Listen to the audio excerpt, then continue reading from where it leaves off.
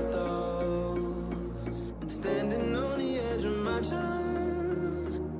Everything I know will be gone in a minute, and that's alright. Running through the last of my thoughts, standing on the edge of my time. Everything I know will be gone in a minute, and that's alright. Alright, 'cause I'm free. I'm freer than I've ever been before. Yeah, baby, I'm free. I'm freer than I've ever been before. Alright, 'cause I'm free. I'm freer than I've ever been before. Yeah, baby, I'm free. I'm freer than I've ever been before.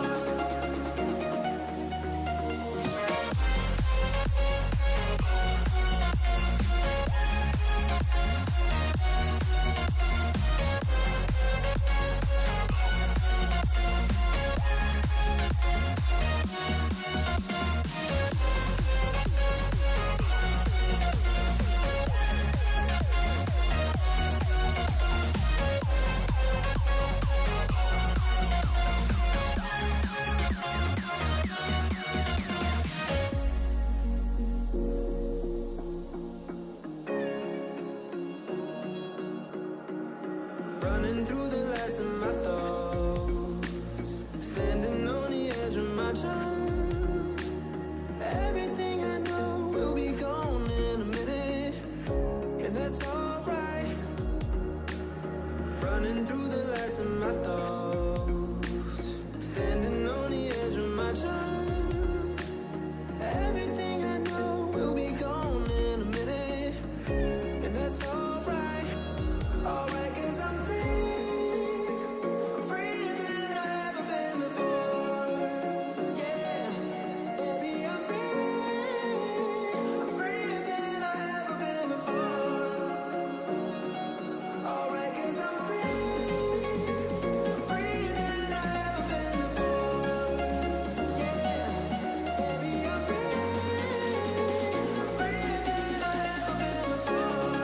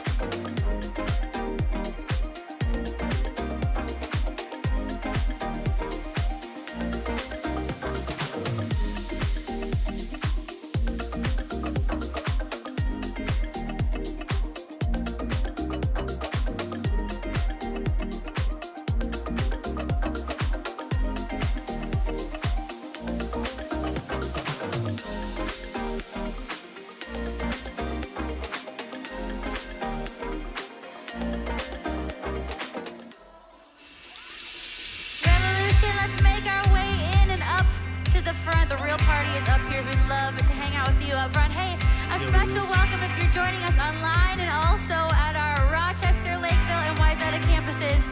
I wish I could see your faces, but I know that you are here with us. All right, we're gonna do some singing together, so stand to your feet if you are not already. Let's go.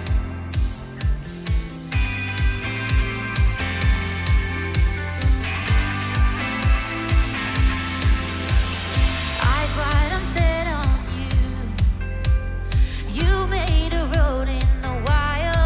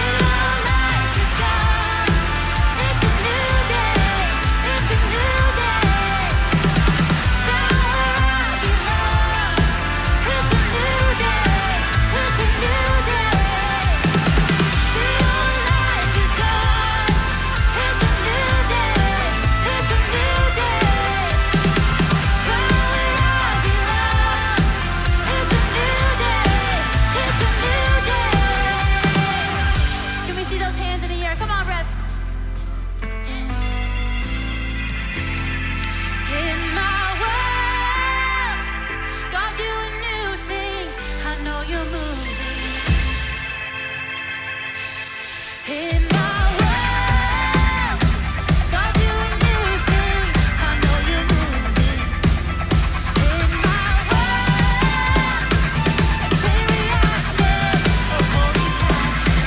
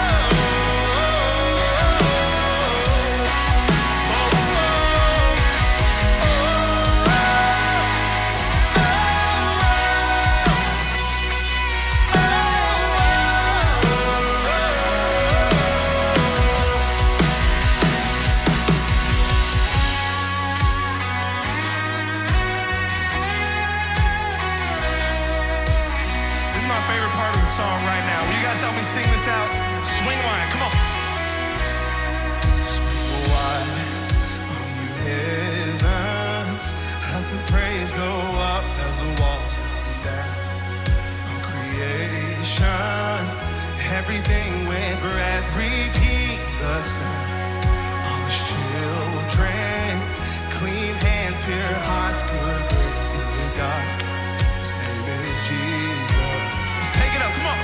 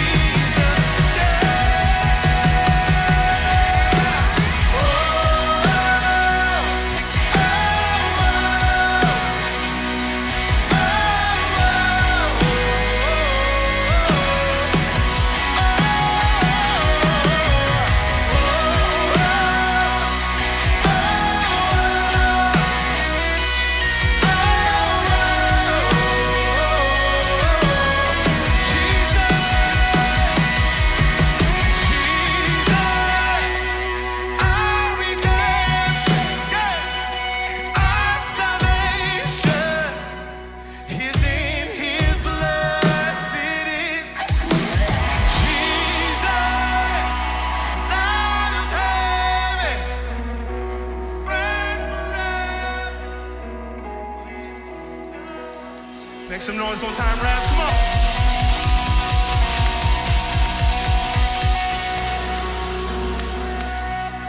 on. Rev, you guys came ready to worship tonight. It's so good to be together. If this is your first time, welcome. So glad that you are here. My name is Madison. This is my friend KJ. He's great. Everyone say hi to KJ. Hi. Well, we just love that we get to hang out with you guys each and every week, and it's just so special. And I know that when we gather and we lift our voices, Jesus promises us his presence. He promises that he is here in the room with us right now.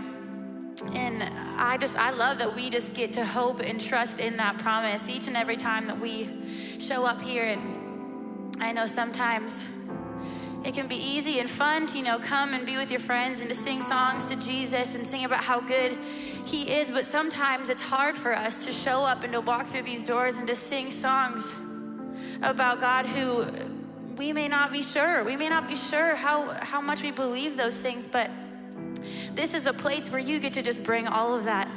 Whatever it is, this place is a safe space for you to come just as you are, and be sure that you are going to be surrounded by people who love you, who encourage you, and you are also going to be surrounded by a God who meets you wherever you find yourself.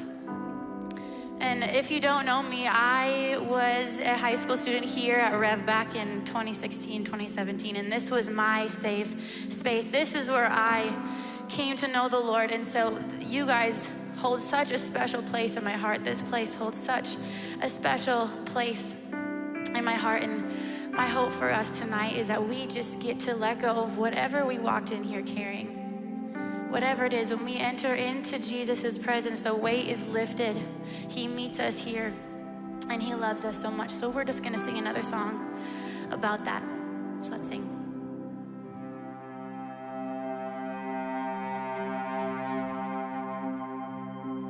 There's a simplicity, humility to the way you love me, an honesty, a purity.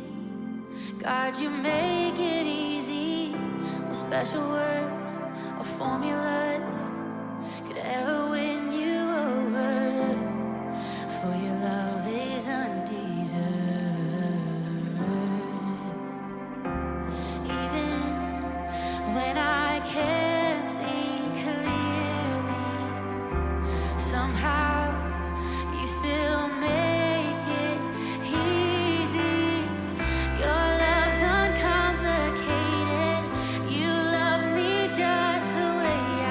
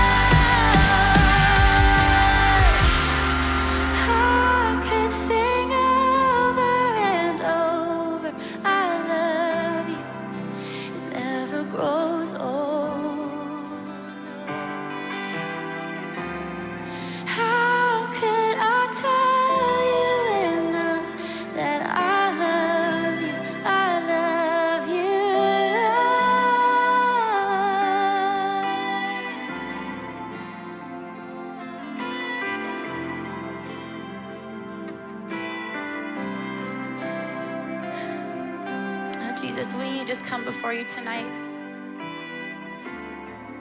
God, we are just resting in the truth of how you love us. Jesus, we can complicate it so many times in so many ways, but Jesus, the truth is, when everything is stripped away, Jesus, we can trust in the fact that you love us just as we are. We don't have to work up the courage to be perfect and make ourselves look the best to come to you. With what we have, Jesus, we can come just as we are and know that you have your arms wide open, ready for us.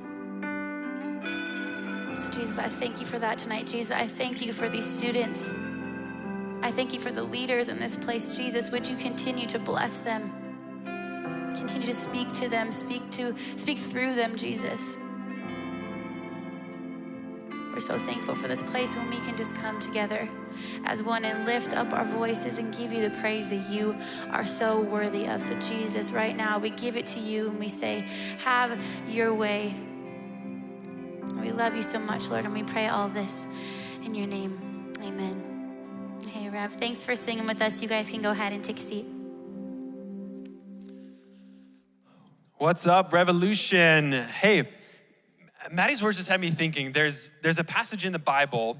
It's in Galatians. It's Galatians chapter 5. And the beginning verse of Galatians chapter 5 says this thing that seems really obvious, but it's funny because it repeats itself. But it says, Jesus has set you free so that you can have freedom, right? Jesus came so that you can have freedom and live freely. And it's like almost like a double, like, why? I'm free because Jesus has set me free, which seems weird, right? But here's my encouragement. As you hang out tonight, as you're in all of our spaces, as you worship, as you are in large group, as you're in small group, just be as real as you can be tonight. Because if you want to experience freedom, you got to be honest, you got to be real. And Jesus has freedom for you, but be real tonight. Be real. Bring your authentic self. I promise to do that as best I can for me, and I want to encourage you all to do that too, because Jesus has freedom for you. It is for freedom's sake that Jesus set you free. So experience that tonight. Be real. Show up and be wherever you're at.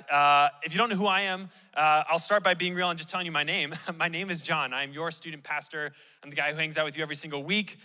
We get to have some fun together. I'm always here to pray for you, to talk with you. I'm always a guy you can come to. Online crew, you're with us too. This is a place that you belong to. I'm your pastor.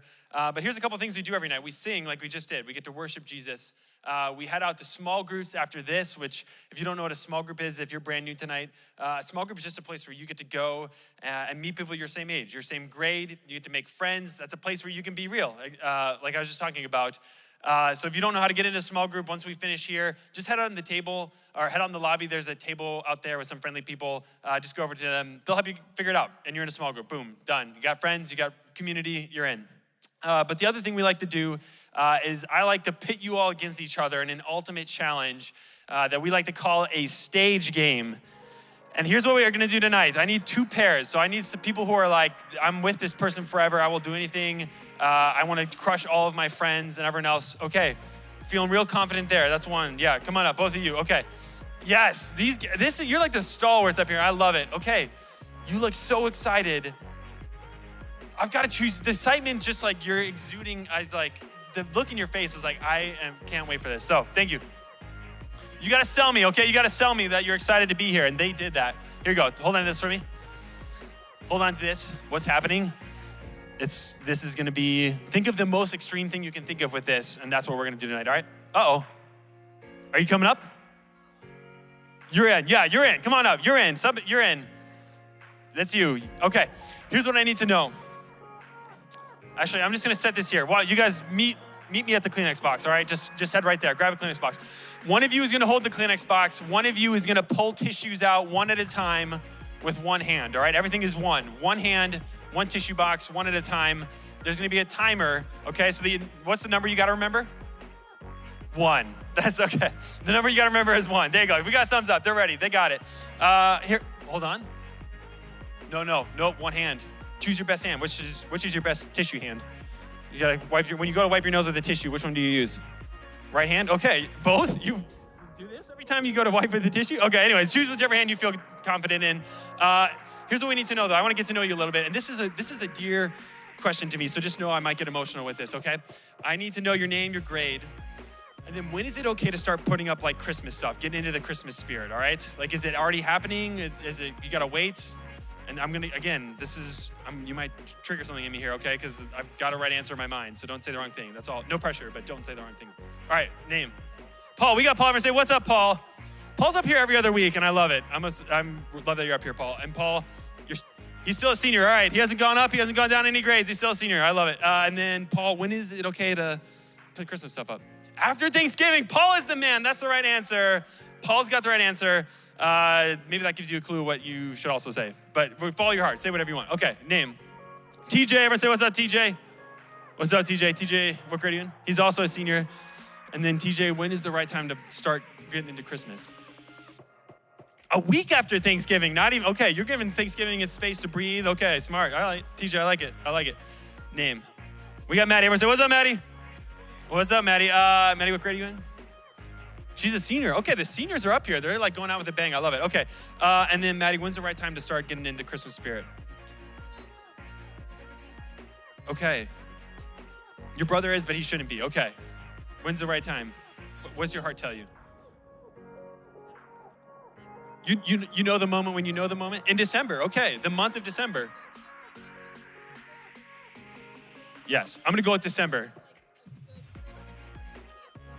I got you. Yeah, you don't want to make Christmas happen too early. I like it. Enjoy the joy of Christmas. The month of December exists for a reason, right? Is that, yeah, I like that. Okay, name. Joe, everyone say, what's up, Joe? Just Joe, my boy Joe. Okay, Joe, what grade are you in? He's in 10th grade, not the only non-senior up here so far, but Joe, when's the right time to put up Christmas stuff? When can you get in the Christmas spirit? December 23rd, and not a day earlier in Joe's mind, all right? December 23rd. Don't start it too early. Okay, I love it. Name. Elise, everyone say, what's up, Elise? What's up, Elise? What grade are you in, Elise? 9th grade. Okay, they break the trend. I love it. Way to go, Elise. And then when's the right time to start Christmasing? Beginning of December. Okay, I'm with you. I respect that. Like, right, Advent calendars exist for a reason. Is anyone else feeling that? What? Hey, in the audience, I just need to take a quick poll. Is it okay to start doing Christmas before December? If you think yes, put a thumbs up. If you think no, give me a thumbs down. Yes. Explain yourself. No, we'll get to this later, okay? Brandon said yes, and our friendship ended in that moment, but there's a chance it can come back, so we'll get there. All right, last but not least, name? Savannah. Everyone say, what's up, Savannah? Savannah's here. Savannah, what grade are you in? You're a 9th grader too, and then Savannah, when's the right time? You get to say, you've got the definitive word. This is where it ends. All year, Christmas forever. Okay, I love it. All right, we built that up. This has nothing to do with Christmas, so I hope we are feeling the festive spirit. Here we go. You feeling it? Ready, Paul? Maddie, you ready? Ready? Okay, one person holds, one person pulls. Ready? On your mark, get set, go! One at a time, go, fast. It's all about speed. Just one. No, you can't rip them all out. You can't rip them all out. It's just one at a time. Paul, how does he have so much poise as he does it? It's like kind of like my gosh, it's elegance and grace and speed at its finest. I love it. My gosh, Paul! Paul is a living legend. No one else even stood a chance. I'm sorry. Hey, listen, you guys did well. Paul's just on another level in all sorts of areas in life. And so Paul, hey, this is for you, this Sprite. The second part of this game is you gotta chug it. No, it's not it, Nope, that's not it. Hey, Chris, can you help me clean up these tissues? Thank you. Can everyone give Chris a round of applause for cleaning up tissues? He's the man. Okay. Hey, you guys can find a seat. Paul, you know the drill because you've already won. Didn't you win this the first Wednesday of the year? Okay, so Paul, this is like not even a challenge for Paul. He's just about to do it again. Paul's gonna have just a huge pack. Yeah. So here's what it is. Paul, you know what it is, but let me tell the audience. We do one shot every week. We got a rolling pot. It's a Chick-fil-A gift card. Every time someone misses, which Paul's not about to right now, so it won't matter, but every time they miss, the dollar amount goes up, and then if you hit the one shot, the impossible shot, you get the gift card. So step into the light, just right here, right in the middle. Right, back one step. That's it. Paul's right there. All right. Don't hit Chris. He didn't sign the waiver, but anywhere else. This is Paul's moment. Oh, my goodness. Paul, every time, so close, and you make it look so good. I don't know. You're a stage game legend. Whether you make it or not, you'll always be a champion in my heart. All right. Everyone's make some noise for Paul. Thank you. Thank you, Paul. Paul the man. Okay. Hey, this is for people who are going on the Rev Retreat. Is anyone excited for Rev Retreat in here? Okay, me too. I'm excited for Rev Retreat. Here we go. Here's what you need to know. There's something called the Rev Run on Rev Retreat. Everyone say Rev Run. Everyone say Rev Retreat. Everyone say Rev Run, Rev Retreat. Okay, there you go. So what you need to know about Rev Run on Rev Retreat is that it is a run, all right? So you need to be ready to run. It's 5K, so it's not like a marathon, but we're not like waltzing through the woods, okay? It's a fun thing you get to do together. Wear blaze orange because it's hunting season, and blaze orange is super fashiony, and it will also keep you super alive, okay? So we want you to wear blaze orange. And then wear running shoes, wear warm clothing, everything you need to run and do well. And there's prizes. So if you do well, we're gonna reward you for that. If you're there and you have fun, we're gonna reward you for that. So there's a bunch of goofy prizes. Show up, do the Rev Run. It's at 7 a.m. That's early, okay? It's a little bit early, but we got lots of coffee. We got lots of fun to keep you energetic throughout the whole day. So that's it. Rev Run, Rev Retreat, be there or be square. All right, Rev, we are about to invite up some guests to speak. We got the man, the myth, the legend, Brandon Gilliam, but we also have a fun guest tonight, Emily Alexander, and she'll tell you more about who she is, but she is an awesome person, and so we're excited to have her up with Brandon. Watch this video, and then when they come out, can you give them like 2 people, like you usually give Brandon 1 person's worth of applause. I need you to give them 2 people's worth of applause up on stage. Can you do that for me, Rev? Okay, sweet. Rev, check out this video. Love you guys. See you next week.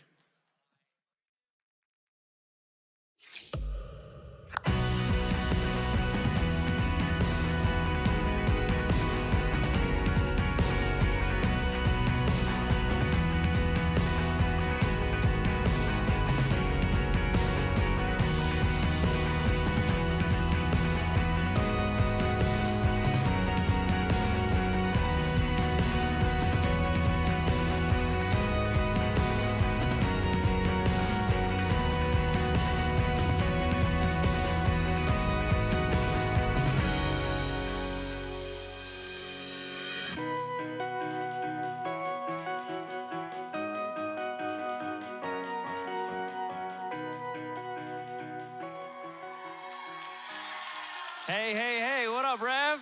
So good to be with you tonight, whether you're joining us at one of our campuses or online. It is so good to be together tonight. Hey, tonight we're closing out a series that we've called the School of Life. And in this series, we have been talking about and learning lessons on life from Jesus and the Bible and some of the greatest wisdom the world has ever known. But to end, I want to talk about what you should do with your life.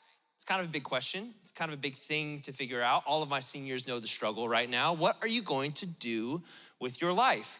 Now, as you can imagine, there are lots of different things that you can do with your life, but I think and really believe one of the best things that you can do is go after this right here, to go after God's calling on your life. Now, you might not know what that is. It's kind of a churchy word, God's calling on your life, but basically what this means is this. All of us will figure out something to do. I'm sure you have an idea of what you want to do with your life. You might want to go to college or get married or find a great job, and all those things are great. All of those things are excellent. But God's calling on your life goes a step beyond what you do and tackles why you should do it. What the meaning and significance is behind it. What's your core motivation for what you want to do with your life? When you live into your calling, you are following God wherever he might lead you to do what he has created you to do. But friends, here's the problem. The problem is discovering your calling isn't easy. So we're gonna talk about it. And to talk about it, I brought a friend with me to help me figure this thing out. My friend's name is Emily. Emily is a wife, a mother, a pastor here at our church. She's a phenomenal worship leader, but most importantly to me, she is my friend. And so, Rev, will you please make some noise for my friend, Emily Alexander? Man, it's good to have friends. You are a friend. It's good to have an ally up here. Absolutely, we're in this together. This is great, we're in this together, that's right. And calling, my goodness, that is a word. What is that exactly? What is your calling? And why should you, as a high schooler, care about that? Because as a teenager, for me, here's what I lived and breathed. It was sports. I was a 3-sport athlete. I tried really hard to go after big teams so that I could play sports beyond high school, which I had the privilege to do. I was the first one to show up at the field and the last one to leave. That was the kind of kid that I was. I didn't spend a ton of time thinking of purpose, thinking of what my calling was in life. Sports is what I knew, and it's what I did all the time, my friends. But If I wasn't doing sports, I did like a few other things. And one of those things that I knew I could do was sing. And I would sing all the time just because I could, like at home, you know?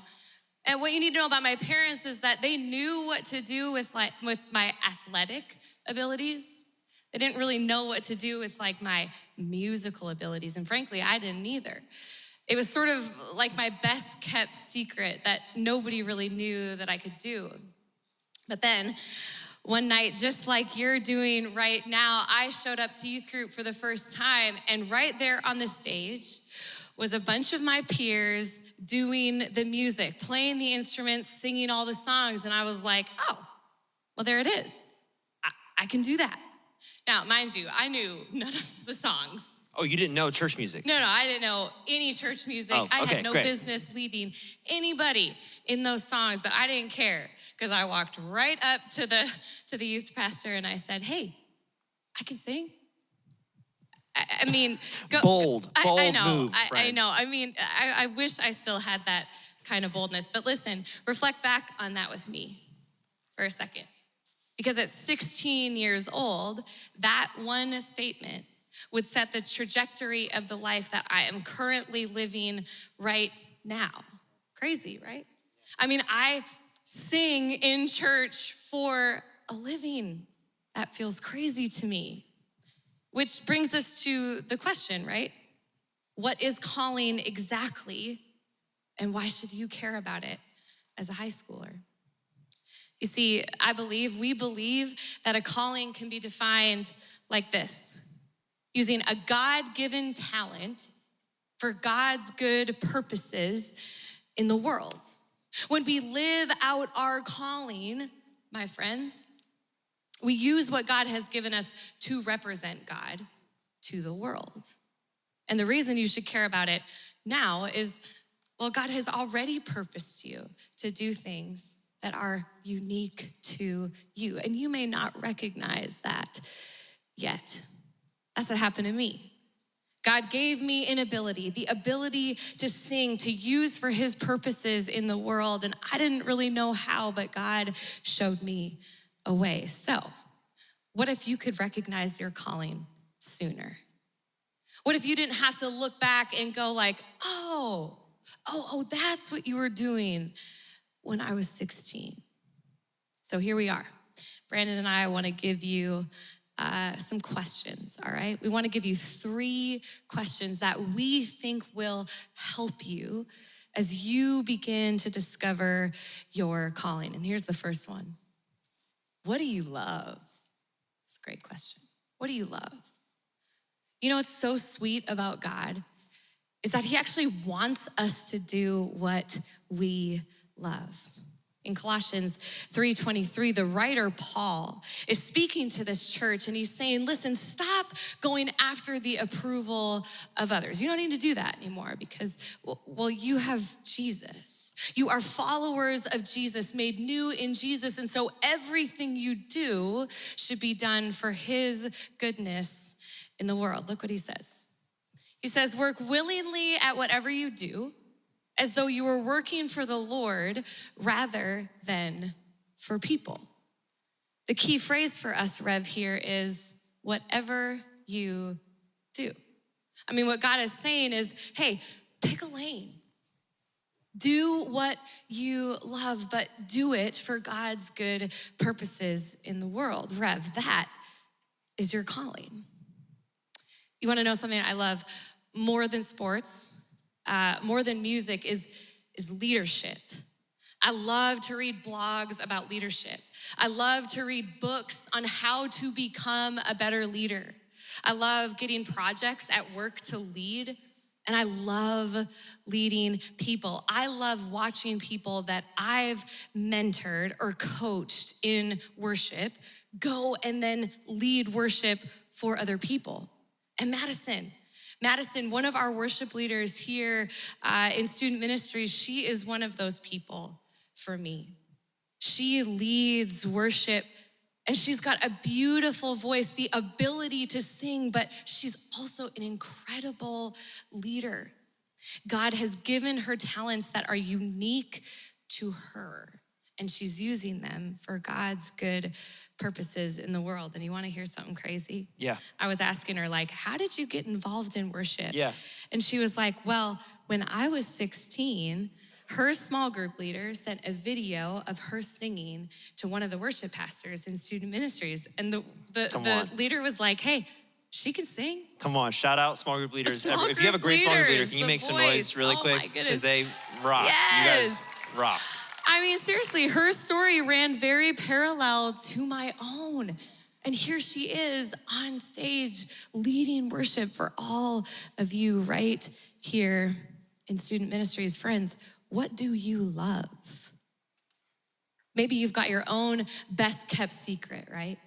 You're like a writer, and you're a good writer. What could you do for God's good purposes in the world? What if you wrote children's books that helped kids understand faith at a young age?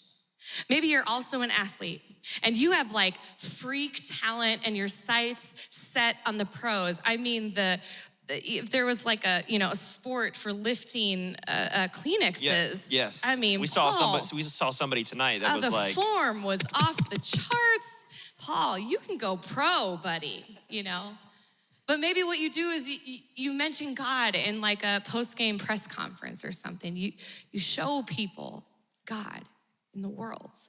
Maybe you're energized by crowds of people and you really like school. So go teach. Go teach. And be the kind of teacher that gives every kid a voice in the world, value in this world. Maybe you love watching influencers on social media. Why do we love that? Guilty. I know you watch influencers. I do too. Listen, you can go and be one. But I don't know, maybe talk about faith when you're like teaching me how to contour or something, Find the thing that you love and use it for God's good purposes in the world. I mean, it looks like you contoured before you came here. I'm contouring every day of my life. Brandon, come on.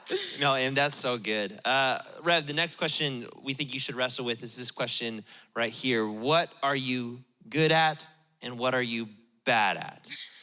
Because the truth is, you're probably not called to something that you're really bad at. Right. Which is why I'm not playing in the NBA right now, to the surprise of no one.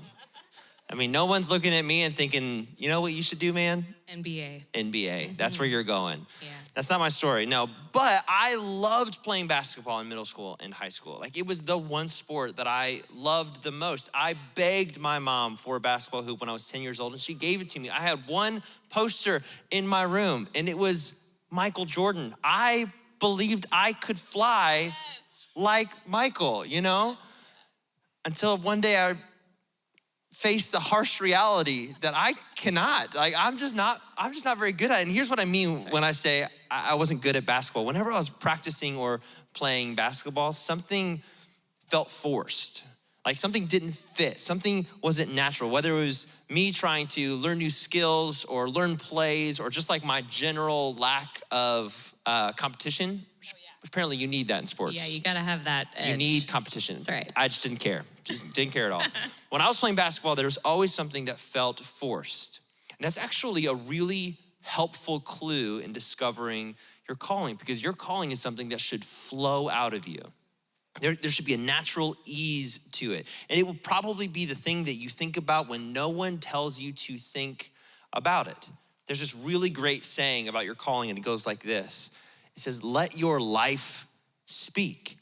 Your calling should flow out of you as easy as your voice, as easy as your next sentence, as easy as your next breath. Not forced, natural. And what I mean by being good or bad at something doesn't mean that the first time you get up to do something that you really feel called to, that you're gonna be great at it. Like, we all suck when we start out, okay? The first time I ever gave a speech, and this is 100% true, the first time I ever gave a speech, the speech went unfinished because I got so nervous and worked up that I ran out of the classroom and puked into a trash can. And when I say puked, I mean like chunk, like unnecessary detail. Come on, but when I said that word, you all knew what I was talking about, right? Like, It was a chunky mess, all right? All right, I'm moving off the chunk. I'm sorry, I apologize. I've overdone the chunk. Overdone. My point was, here's what happened though. The craziest thing happened. As soon as it was all over, I couldn't stop thinking about when I was gonna get to do it next. Not the chunk, no. When I was going to be in front of people again, when I was gonna give a message that mattered, say something in front of an audience of people, I was thinking about when I would have another chance to get good at something. That's what finding your calling should feel like. It should feel like something that you want to get better at, that you want to get good at, that you want to work on. Because the truth is, discovering your calling will take work.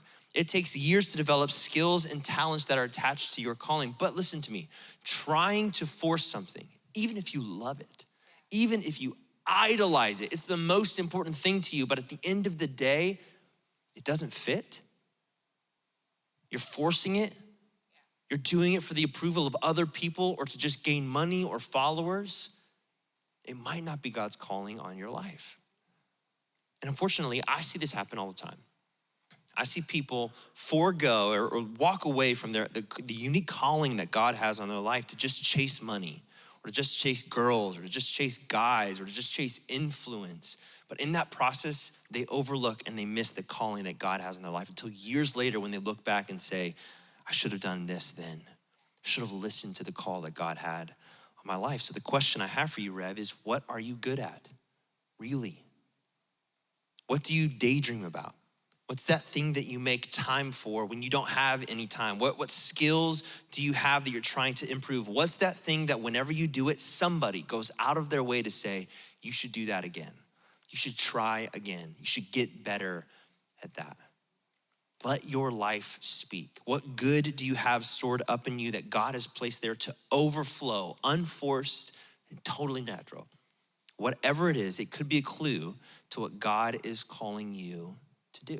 Yeah, that's so good. I immediately thought of like in college on the ball field, my coach would pull me aside and be like, hey, I don't know what's going on, but you're down and just look up for a second because that's what this practice has been like.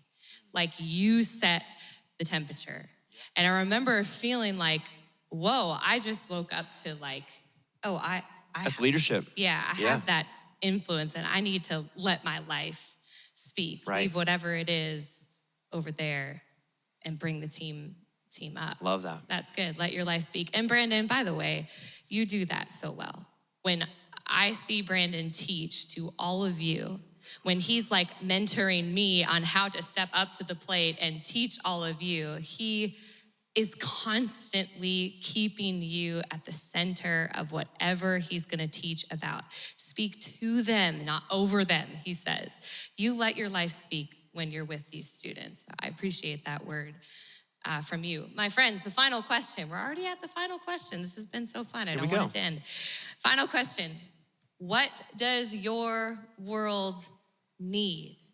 Rev, when you look around your school, your city, when you look at your generation, what is missing? What's that thing that you look at that you go, gosh, somebody needs to fix that? Maybe that somebody is you.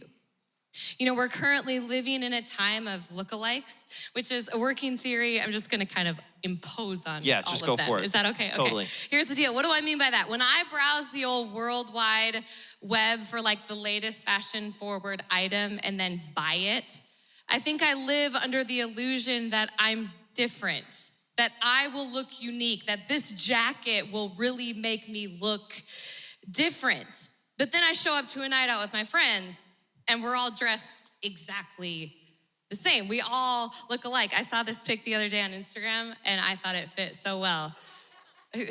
Yeah, okay, so if you look closely, this is a guy. And the caption of this photo said, girls in the fall be like. You know, and it's like, ooh, that hurts because it's like too on true. The nose, yeah. Right, and just when I think like, I don't have those boots, I don't have a long sweater, I don't have a floppy brimmed hat. Just when I start to feel a little good about myself, I show up to speak to all of you, and my friend Brandon is basically wearing the same jacket. What's wrong with you? Why didn't This we is coordinate unplanned. this better? Truly, this It's didn't really- happen on purpose. Yeah, you I'm gonna cramped go my back over style here there. now. My friends, we all look alike. You know, we show up to school or to work or the Friday night football game and we're all wearing the same thing.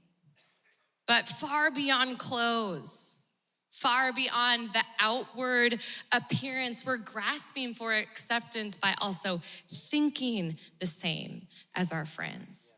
We're all trying to act like our friends because frankly, that's just easier, isn't it? In his book, The Genius of Jesus, one of my favorite books of all time, author and pastor Erwin McManus, this is what he says. He says, it's easier, simpler, more accommodating to see the world as everyone else sees it. Easier to accept the world as it is without question. Don't question it. Easier to belong. Easier to be accepted. Easier to be loved. Easier. But hear me when I say this, that is not what God wants for you. The call that God has on your life is not the easier life, it's the most meaningful life. Yeah, say that again. That's your word. The call that God has on our life, on your life, is not the easier life, it's the most meaningful life, the life that is unique to you. One of my favorite blogs, it just so happens to be a leadership blog. I told you I geek out on leadership blogs, is written by my good friend Dave Holvig.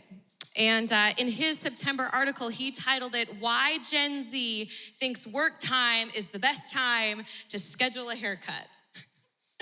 That's brilliant. I think that's brilliant. In this article, he's essentially highlighting the brilliance of this next generation of humans, all of you, that will be in the workplace someday. Here's what he says about you. Ultimately, their perspective is the most important thing they bring. And if we don't want it, someone else will. They don't want to waste their life pretending to be busy. Instead, they'd rather make a real difference, and we should too. Essentially, what he's saying is that you see things differently than the generation before you, than I do. You have skills, yes. You are very, very capable, but what you care most about is meaning, is making a difference. So what happens when you do see things differently? Dare I say, that just might be God trying to get your attention when it comes to your calling. Is it possible that God sees that passion in your heart and is giving you an opportunity to do something with it? Gosh, these students are entrepreneurs. You are self-starters. You see opportunities, not limitations. In fact, I really believe that you are one of the most capable generations of change the world has ever seen. I mean that. Now, you might feel like you are none of those things. That list, Emily, I am none of those things. Well, let me just say that you're simply wrong. That's not true. And maybe myself, maybe Brandon is the only voice in your life that is encouraging you with that. So listen up. God wants to use you for his good purposes in this world. Yes, even you. He wants to use you. There is nobody better to carry out the call that God has on your life than you. So what do you love? What does your world need? Your calling matters. We have to use our God-given talents for God's good purposes in the world. Yeah. What does this world need? Yeah, it's so good. You know, I remember being in high school and being in the church and hearing these messages, hearing someone say, you know, you're gonna change the next generation, you're gonna change the world. Yeah.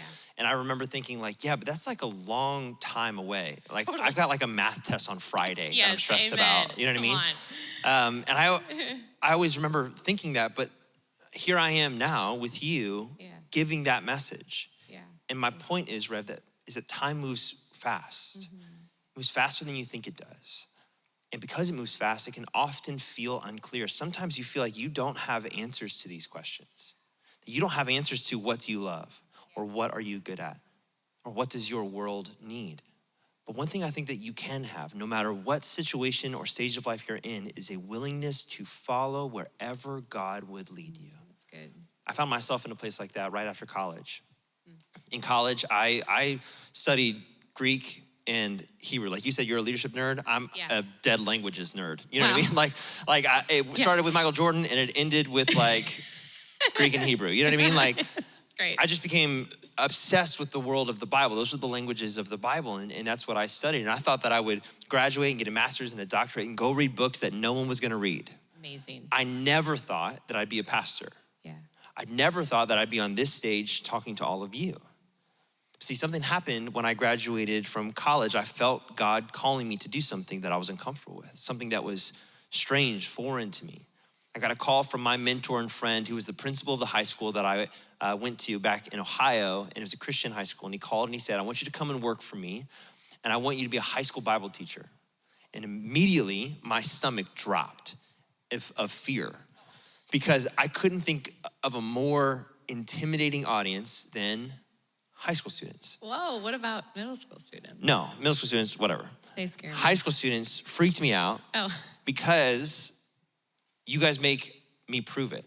Like you don't let anything slide. That's good. I like that. You're able to see through anything. If someone's faking it, you can see through it. And I was like, I've got a lot of stuff to hide, I think, you know? And so I was nervous to be in front of a room of high school students. And then I was supposed to teach them theology and the Bible. Like they're never going to listen to me is what I thought. And I got into it and I learned that I really like it. I learned that I loved the stage of life of a high school student, the mind of a high school student.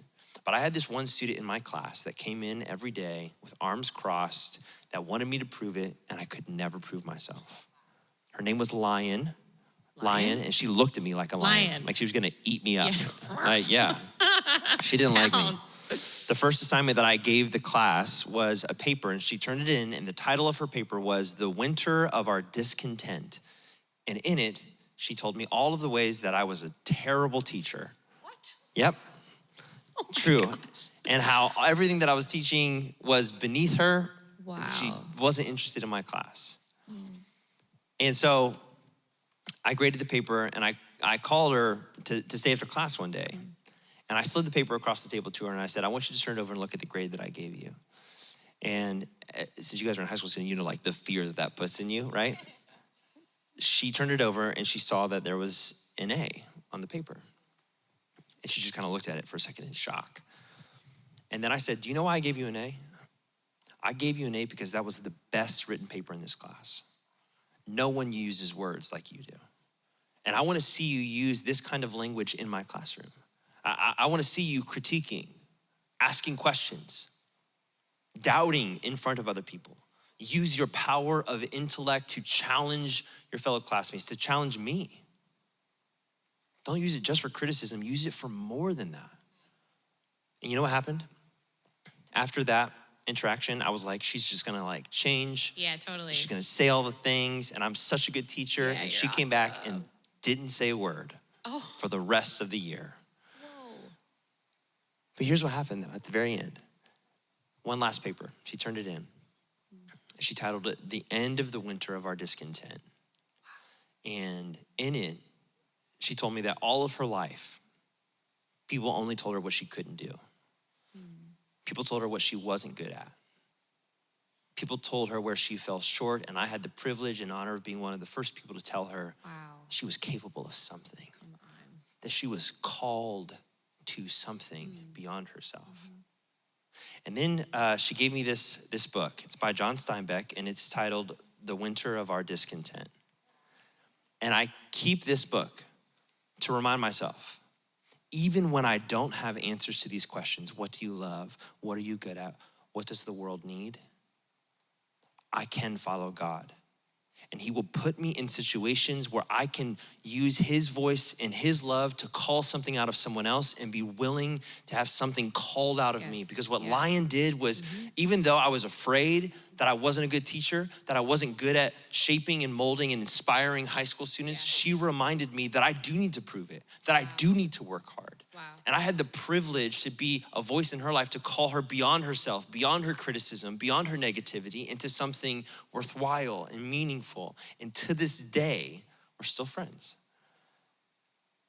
And my point is this, Rev. If you're sitting in your chair tonight and you're thinking, I don't have answers, I don't know what I love, I don't know if I'm good at anything, I don't know if I can change the world. What you can do is follow God with all of your life, with all of your heart.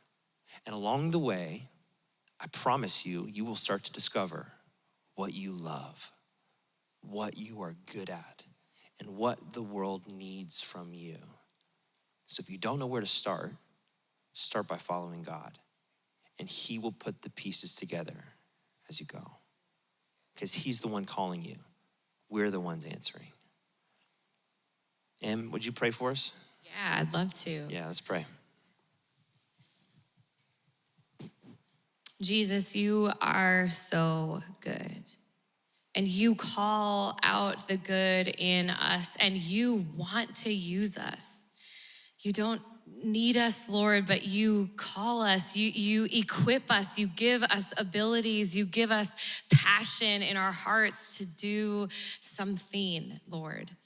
And like Brandon said, as the world moves at a fast pace, sometimes, we can be confused on what it is that you're doing.